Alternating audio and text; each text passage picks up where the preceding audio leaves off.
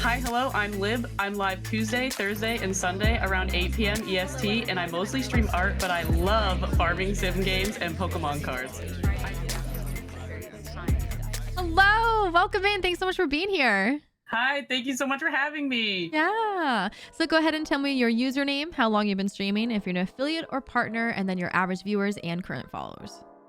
All right, my username is Libearty, but I usually go by Lib because nobody knows how to say Libearty. I am an affiliate on Twitch. I've been streaming for around 3 years now, and my average viewers are 29, and my followers right now are 1,600. Nice. I'm just going to quick interject. You've been allowing me to call you Liberty this entire time. And I'm upset with you now. I don't like correcting people. Oh my God. I'm upset with you. Okay. Lib is fine going forward. Okay. Now that I know, I'll say Liv. Oh my God. Oh my gosh. Okay. All right. So let's go ahead and talk about your analytics. Do you analyze your data at all? And then what do you do with that information? So mostly as far as my analytics go, I'll just like pay attention to how specific games and events do view-wise.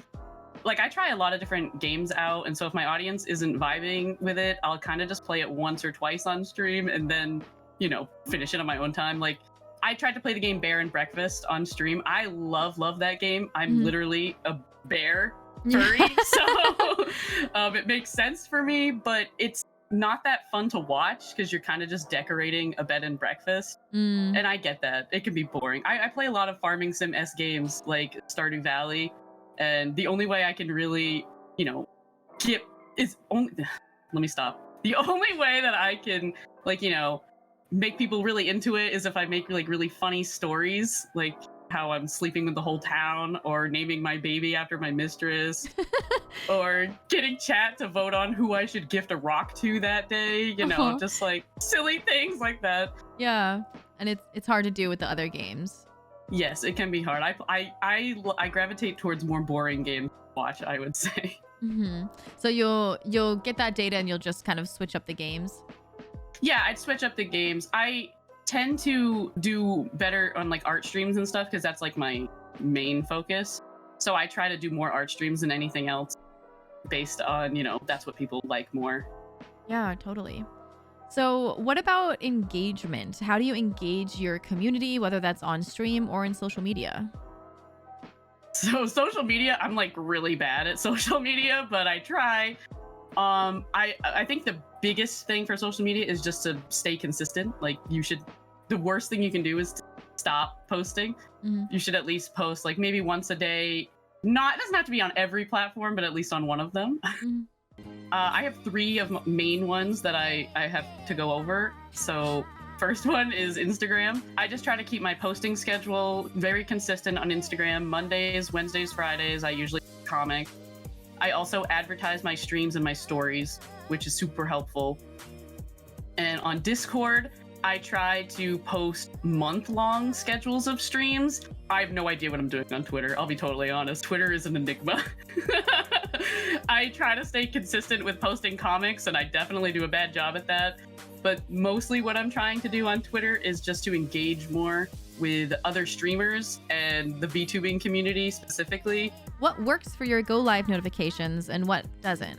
I like to use like cute bear emojis on my Twitch go live one and just say something really silly, or because people like that. I don't know. How do you adapt to changes in social media algorithms? I cry. Yeah, no. But for real, I just keep on trucking, honestly. I'm not really good at the whole algorithm thing, but I just, like I said before, I think being consistent is the most important thing. So the worst thing you can do is to just stop posting.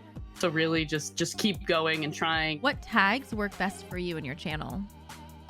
So for this question, I definitely had to look at my stats for real, like super look. I didn't even know you could look at this part of your stats, but apparently my best tags are LGBTQIA+, which is great because I'm super gay, and if you're not down with the gays, you probably shouldn't come onto my channel.